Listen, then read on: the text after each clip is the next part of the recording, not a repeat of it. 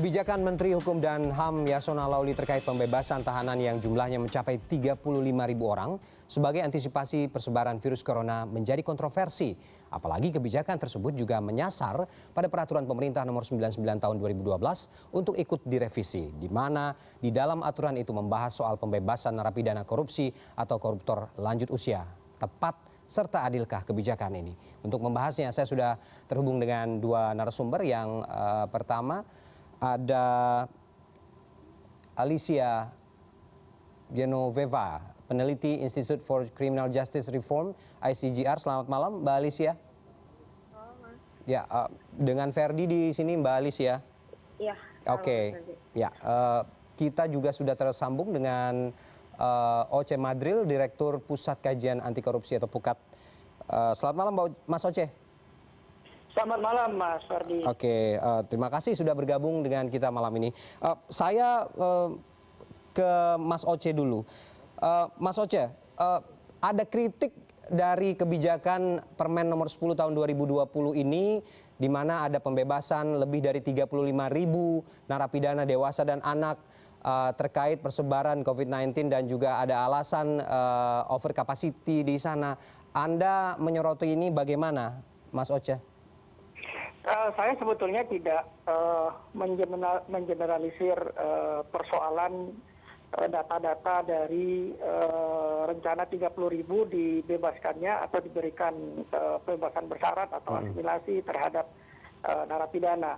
Yang kita kritik sebetulnya terkait dengan rencana diberikannya pembebasan bersyarat itu atau asimilasi itu kepada narapidana korupsi. Karena sebetulnya persoalan overkapasitas kita tahu ini menjadi masalah terbesar di lapas ya. Kemudian saat wabah seperti ini juga tentunya ini harus dipikirkan.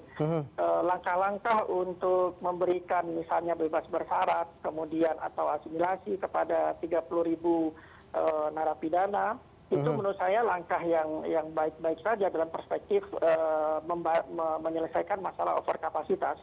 Nah, problemnya adalah ketika para narapidana kejahatan khusus atau kejahatan berat itu juga diikutkan.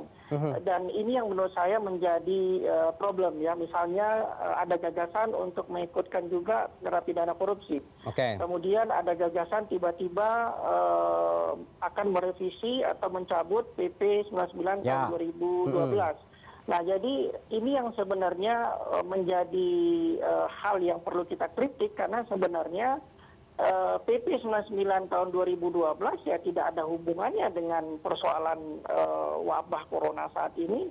Kemudian PP 99 tahun 2012 juga tidak menjadi penghalang untuk diberikannya hak-hak narapidana, tetap bisa diberikan. Dan juga kalau secara data overkapasitas itu kan sebenarnya disebabkan oleh jenis kejahatan yang lain, bukan kejahatan terorisme, bukan kejahatan korupsi begitu. Sehingga ini yang kami nilai ada kesimpulan yang tidak pas ketika mulai masuk gagasan-gagasan yang menurut kami ini gagasan aneh ya, ketika koruptor juga diikutkan. Nanti juga pelaku-pelaku terorisme juga tentu mereka akan menuntut juga begitu. Jadi hal-hal semacam ini yang perlu kita kritik supaya gagasan mengatasi overkapasitas itu dan kemudian mengatasi situasi darurat kesehatan ini tidak dimanfaatkan oleh orang-orang yang ingin memasukkan agenda-agenda tadi. Oke, Mas Oce, artinya kemudian yang akan menjadi konsen adalah bagaimana juga langkah revisi PP nomor 99 tahun 2012 ini yang perlu kita kritisi begitu ya. Saya ke Mbak Alicia dulu. Mbak Alicia, ada yang menganggap kebijakan ini adalah kesempatan dalam kesempitan, di mana wabah corona ini dijadikan momen untuk memberikan untuk melahirkan kebijakan Permen nomor 10 tahun 2020 ini. Anda menyikapi ini bagaimana? Kalau dari ICJR sendiri sebenarnya dikeluarkannya Permenkumham nomor 10 tahun 2020 ini sesuai dengan apa yang kami sarankan gitu kepada Kemenkumham, karena seperti yang tadi sudah disampaikan Mas Oce juga, kondisi rutan dan lapas kita sekarang overcrowding. dengan ancaman COVID-19 ini, satu-satunya cara untuk menghindari penyebaran di dalam, salah satunya yang paling signifikan adalah dengan mengeluarkan sebanyak mungkin orang yang bisa dari dalam rutan dan lapas.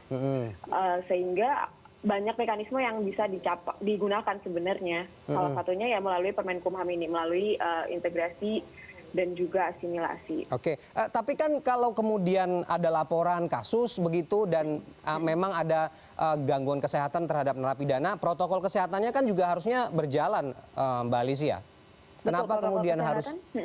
Kenapa kemudian harus ada pembebasan, asimilasi dan yang sekarang ini dilahirkan oleh Permen nomor 10 ini? Betul, protokol kesehatan memang perlu dijalankan sejalan dengan pembebasan ini. Kenapa kemudian pembebasan perlu? Karena gini, dengan kondisi rutan dan lapas kita yang terlalu penuh, pelayanan kesehatan nggak mungkin dilaksanakan dengan maksimal. Caranya supaya pelayanan kesehatan dapat dilaksanakan dengan maksimal adalah dengan mengurangi supaya beban rutan dan lapas sesuai dengan kemampuannya. Jadi kita kembalikan supaya nggak overcrowding lagi. Sekarang jumlah penghuni ada 270.000, sekitar 270.000. Dengan kapasitas 131, artinya pelayanan kesehatan dan juga kondisi di dalam hanya bisa sebenarnya menanggung 131 orang gitu. Kalau misal 130 atau 140 ribu lainnya tidak dikeluarkan, maka upaya-upaya yang di dalam untuk mencegah akan sangat susah. Tidak cuma itu, kalau kita lihat dari praktik-praktik negara lain sebenarnya juga praktik pengeluaran ini bukan praktik yang baru gitu di Indonesia. Negara lain juga udah mulai mengeluarkan, ada Iran, ada US di beberapa negara bagian juga sudah mengeluarkan. Dan praktik-praktik itu perlu sih Mas emang untuk dilakukan gitu. ICGR sendiri sudah mendapatkan laporan bahwa kemudian ada kasus infeksi COVID-19 di sejumlah lapas begitu? Belum sih, hingga saat ini belum. Belum ada. Jadi kalaupun dengan momentum ini kan sebenarnya juga over capacity ini menjadi isu yang sampai sekarang juga memang belum ada solusi begitu dari pemerintah. Apa korelasinya sehingga mereka harus dibebaskan begitu? Betul, karena ketika jumlah penghuni di dalam sangat banyak, terlampau banyak melebihi kemampuan dari rutan dan lapas, sekali virus itu bisa masuk ke dalam, itu akan sangat mudah menyebar.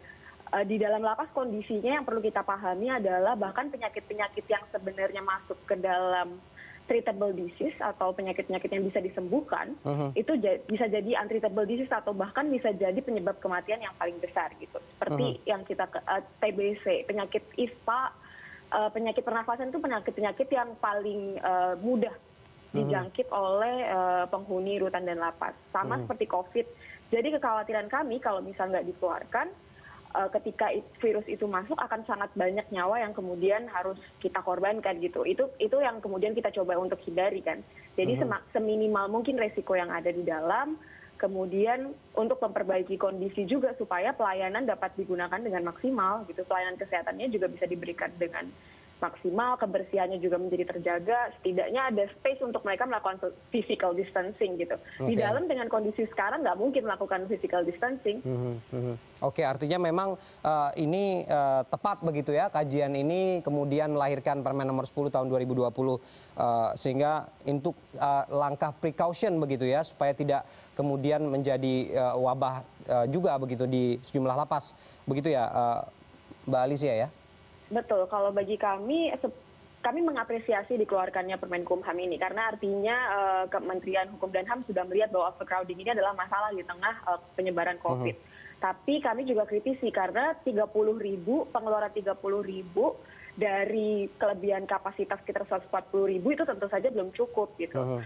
Dan masih banyak kategori-kategori lain yang seharusnya menjadi prioritas itu belum termasuk ke dalam kategori di Permenkumham. Oke. Kalau gitu kita nanti akan kembali menyoroti apa langkah kemudian yang akan diambil oleh Menkumham, apalagi juga ada rencana untuk merevisi PP nomor 99 tahun 2012. Kita akan kembali lagi nanti, CNN Indonesia Prime News akan kembali usai jeda.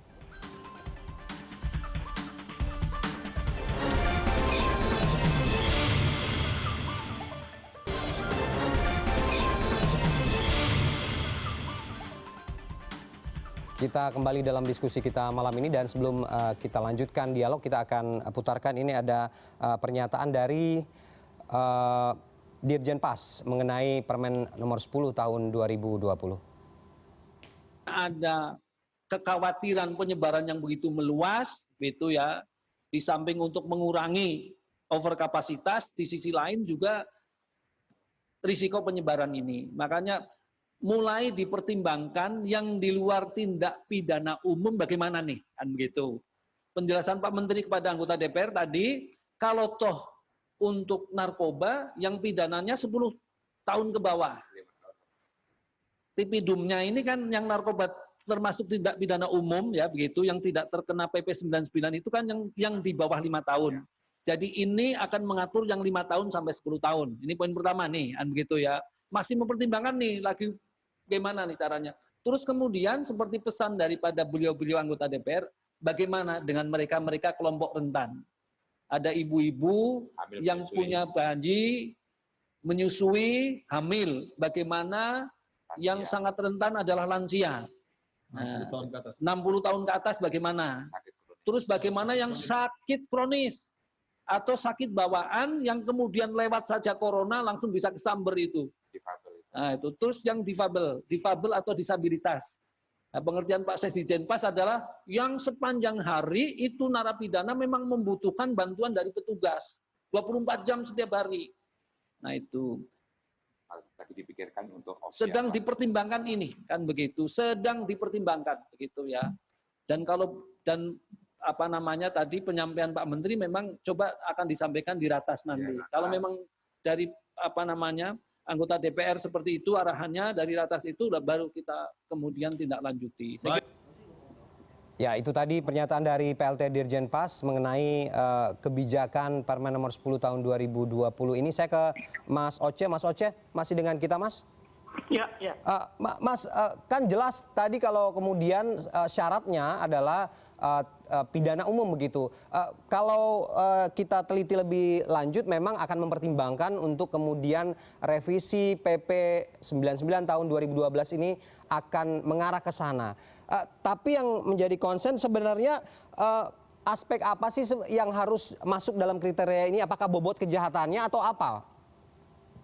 Ya, sebetulnya gagasan 30.000 diberikan bebas bersyarat atau asimilasi, saya kira itu baik-baik saja ya dalam konteks tadi kita bicarakan soal mengatasi overkapasitas di lapas. Dan memang persoalan overkapasitas di lapas Indonesia itu memang sudah sangat tidak bisa ditoleransi begitu. Memang harus dicari kebijakan-kebijakan yang luar biasa untuk melakukan mengatasi persoalan itu. Tetapi jangan sampai kemudian kebijakan itu diboncengi oleh gagasan-gagasan lain yang bisa saja itu nanti merusak sistem yang sudah dibuat.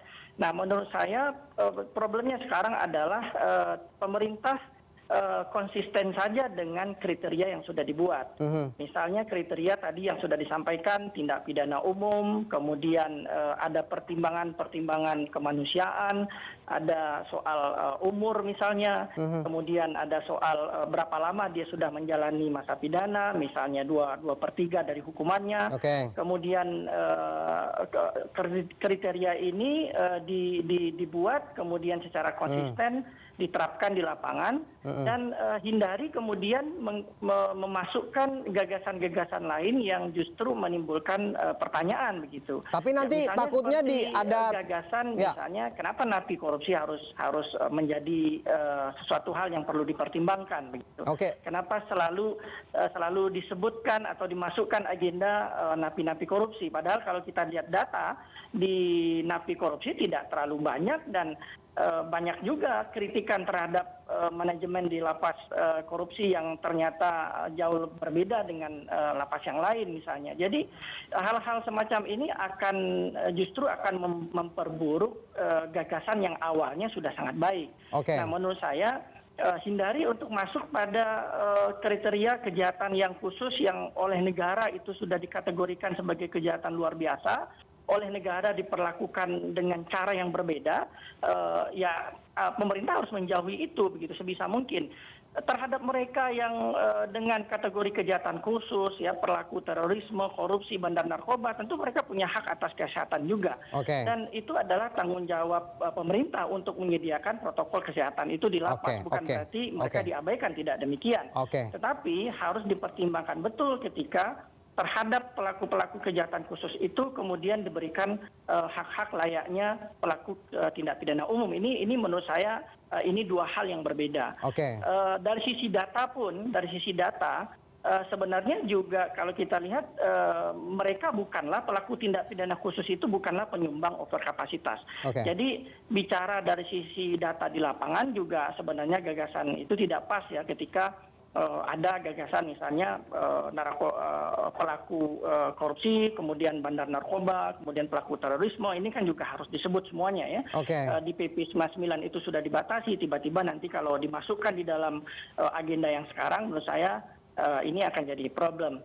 PP 99 itu sebenarnya dari dulu kan sudah berusaha untuk dirubah atau dicabut. Jadi ini yang saya sampaikan tadi, PP 99 2012 tidak ada hubungannya dengan persoalan COVID-19 yang kita hadapi saat ini. Karena dari dulu pun kalau kita lihat pemberitaan, ya kita lihat sejarah pembahasan PP 99 2012, kritik para politisi terhadap PP itu dari dulu gagasannya memang mencabut begitu, nggak ada hubungannya dengan apa yang kita hadapi sekarang. Tapi kalau kemudian nanti ada yang teriak-teriak untuk tidak ada diskriminasi begitu, bagaimana?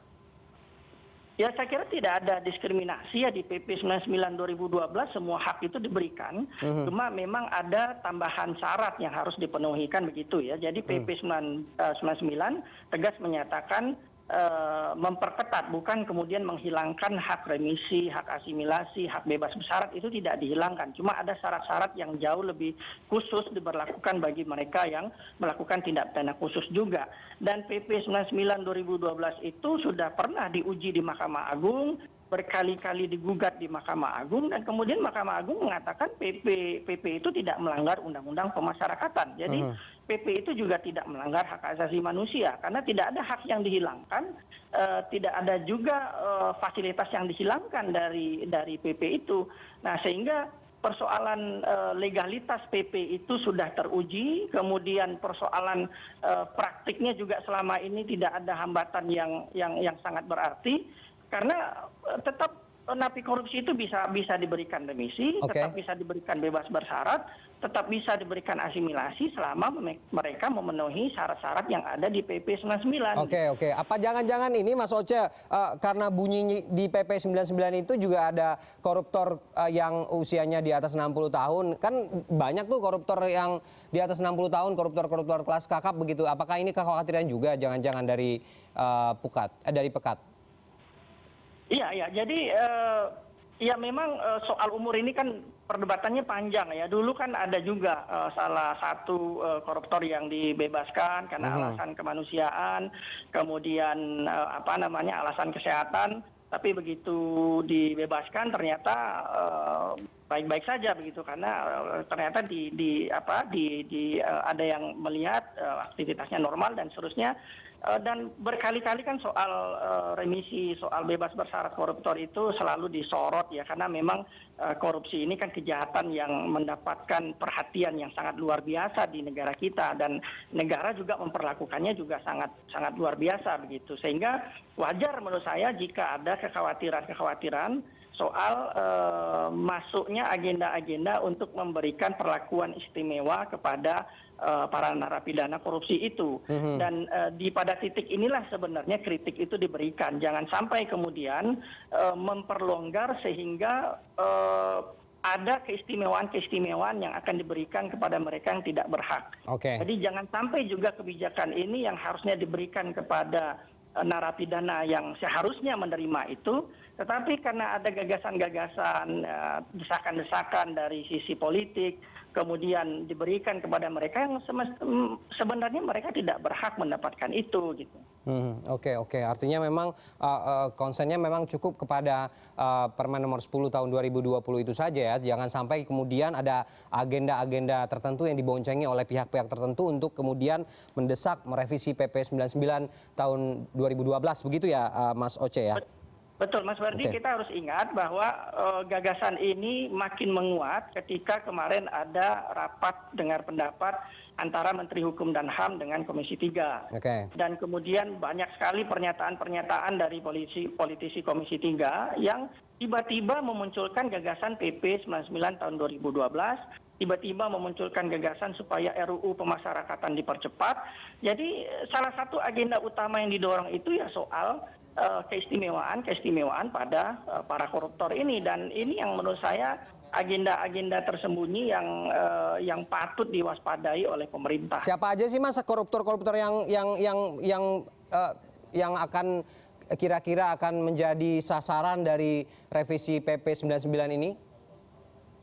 Ya banyak sekali. Kita tahu bahwa napi korupsi ini kan juga terbagi dalam berbagai golongan kan. Ada yang golongan atas, ada golongan menengah, ada juga yang golongan bawah. Oke, kita sebut nama deh dari beberapa kasus korupsi yang lanjut usia begitu. Ya, yang di golongan atas itu kan mereka punya koneksi politik yang cukup kuat ya, mantan ketua atau mantan petinggi partai, mereka punya akses ya, mereka punya jejaring politik dan mereka bisa menggunakan pengaruh-pengaruh itu kan untuk mempengaruhi kebijakan. Dan ini yang menurut saya soal kriteria umur 60 tahun, kriteria 65 tahun itu kan kriteria yang sangat debatable dan menurut saya tidak akan jauh lebih baik kalau kita konsisten saja dengan regulasi yang ada, dengan Permenkumham, dengan PP 99, tanpa kemudian mengutak-atik suatu kriteria karena ada hal-hal yang ingin kita masukkan gitu. Kriteria 60 tahun bisa saja nanti berubah jadi 58, menjadi 55. Ini sangat tidak ada ukurannya sebenarnya. Tapi kalau kita konsisten dengan Permenkumham ya, konsisten dengan jenis kejahatannya jauh akan lebih baik. Oke. Kita sudah dapat poinnya. Mbak Alicia masih dengan kita, Mbak? Iya, Mbak Alicia, kan kalau kita lihat di Permen nomor 10 2020 ini kan jelas ya, kriterianya jelas begitu, siapa kemudian yang akan mendapatkan asimilasi, pembebasan bersyarat. Idealnya berapa sih yang harus dibebaskan dengan kriteria-kriteria tersebut begitu?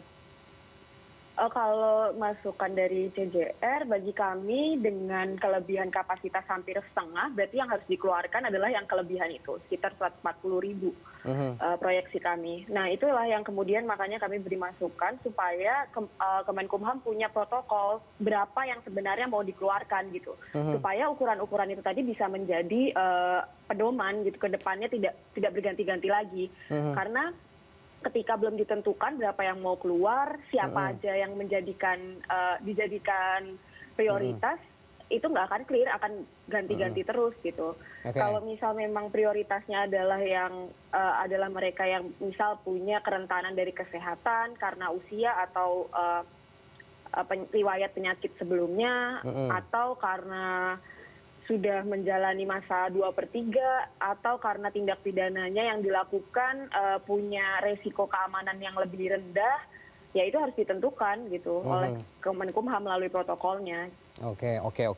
Kita sebelum melanjutkan kita akan dengarkan dulu, ini juga ada pernyataan bagaimana kriteria-kriteria yang tercantum dalam Permen nomor 10 tahun 2020.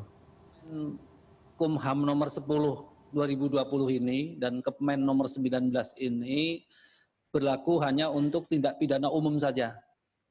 Jadi koruptor, teroris, narkoba yang pidananya 5 tahun ke atas, kemudian mungkin illegal logging begitu ya, dan lain sebagainya yang tindak pidana extraordinary yang diatur kategori tindak pidana khusus tidak begitu ya. Oke, Mbak Alicia. Ya, jelas ya kalau kemudian kriterianya yang masuk adalah tindak pidana umum, sementara untuk extraordinary crime seperti koruptor, narkoba, dan teroris ini juga tidak masuk dalam itu. Kalau kemudian ini memang menjadi pertimbangan untuk direvisi gimana? Sebenarnya yang kami juga ini sih Mas, menyoroti kenapa harus PP 99 direvisi. Karena gini, PP 99 betul kata Mas Oce tadi nggak punya kaitan apapun dengan pengeluaran ini gitu. Ini kan kondisinya emergensi, jadi memang harus upaya-upaya yang berbeda yang digunakan gitu. Nggak selamanya mekanisme normal bisa digunakan. Karena kan kita di sini posisinya kita harus keluarkan sekitar 130.000 orang. Itu nggak semua yang termasuk ke dalam tindak pidana umum kan sudah 2/3 misalnya. Padahal misalnya memang dia punya kerentanan dari kesehatan atau tindak pidana yang dilakukan tidak punya resiko keamanan yang tinggi gitu. Jadi kalau dari CJR sendiri sebenarnya kami merekomendasikan pemerintah untuk bisa melakukan assessment mana-mana saja terpidana yang bisa dikeluarkan, kemudian mengajukan grasi ataupun amnesti kepada presiden supaya itu bisa keluar semuanya bersama-sama langsung, nggak pakai proses yang terlalu panjang, tapi punya indikator siapa aja yang harus keluar gitu. Oke, artinya kalau kemudian revisi ini juga mengemuka, ada pihak yang memang diindikasikan membonceng kepentingan tertentu agar peraturan ini juga menyasar ke PP 99 2012 ini, Mbak Alicia? Itu belum bisa dipastikan karena kalau ide revisi PP 99 ini kan muncul kemarin ketika raker antara Kemenkumham dan Komisi 3 gitu. Ini ide dari Menkumham karena menganggap bahwa syarat-syarat yang ada di PP 99 ini kemudian mempersulit mereka untuk mengeluarkan lebih banyak orang kalau berdasarkan Permenkumham gitu. Makanya kenapa mereka pengen revisi PP, karena Permenkumhamnya nggak akan bisa berlaku kalau misal PP-nya masih seperti itu gitu. Makanya tadi saya bilang, makanya kita cari mekanisme yang lain, jangan pada Permenkumham aja gitu kan. Oke. Artinya memang dua hal yang berbeda begitu ya. Kemudian dua hal yang berbeda. Tidak bisa dipaksakan begitu kalau kemudian permen ini juga harus memaksa untuk direvisi melalui PP 99 2012. Oke, kita akan lanjutkan dialog kita. CNN Indonesia Prime News akan kembali usai jeda.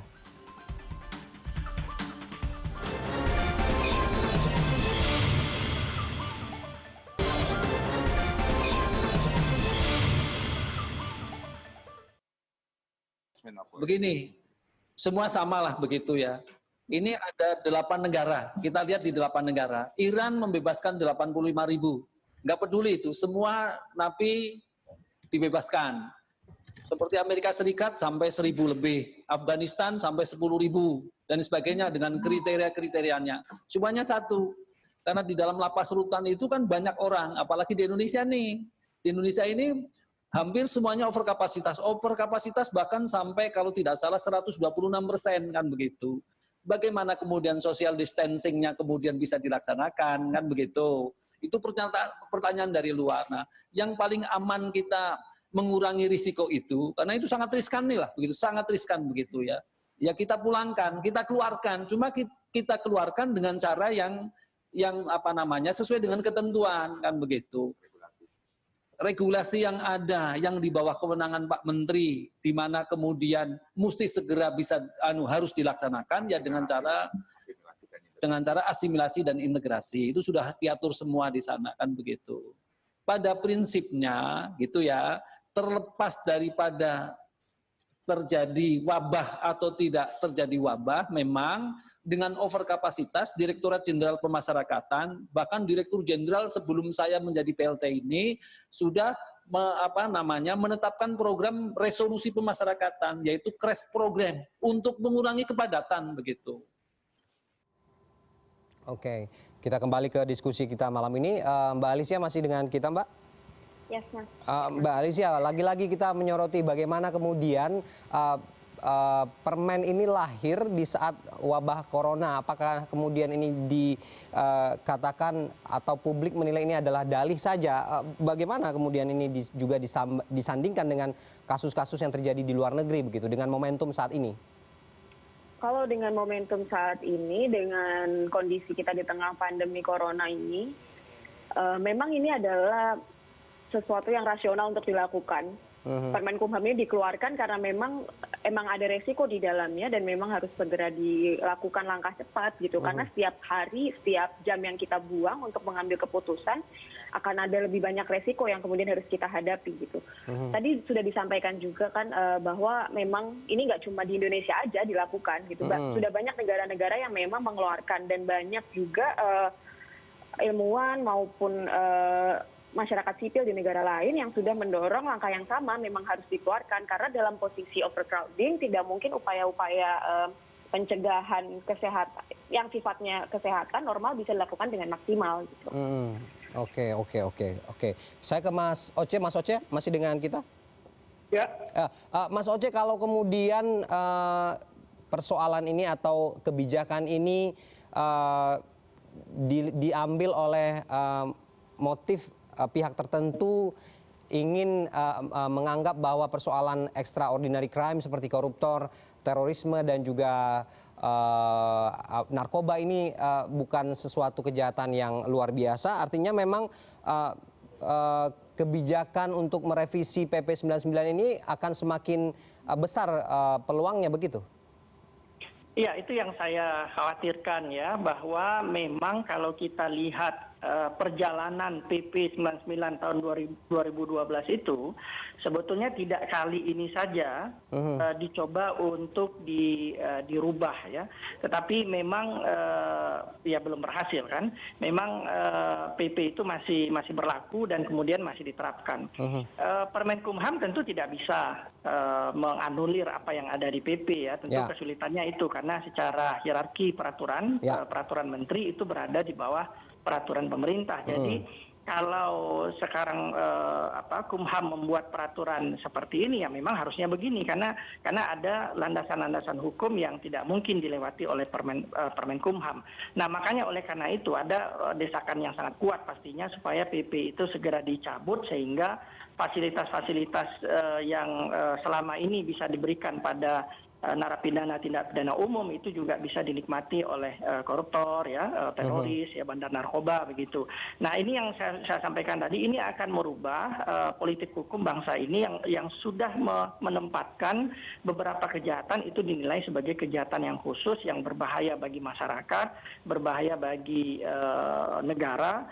Oleh karena itulah bagi mereka yang melakukan kejahatan itu diberikan mekanisme yang khusus, bukan dihilangkan ya, diberikan mekanisme yang khusus ya. Mereka boleh mendapatkan remisi, asimilasi, bebas bersyarat, tapi dengan syarat yang jauh lebih berat. Dan tentu itu wajar begitu.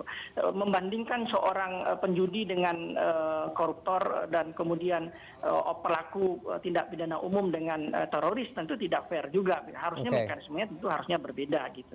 Dan upaya untuk merubah PP 99, substansi yang ada di PP 99 itu kabar-kabarnya juga masuk dalam substansi RUU Pemasyarakatan. Dan itu juga yang menjadi salah satu kritik terhadap RUU Pemasyarakatan itu gitu.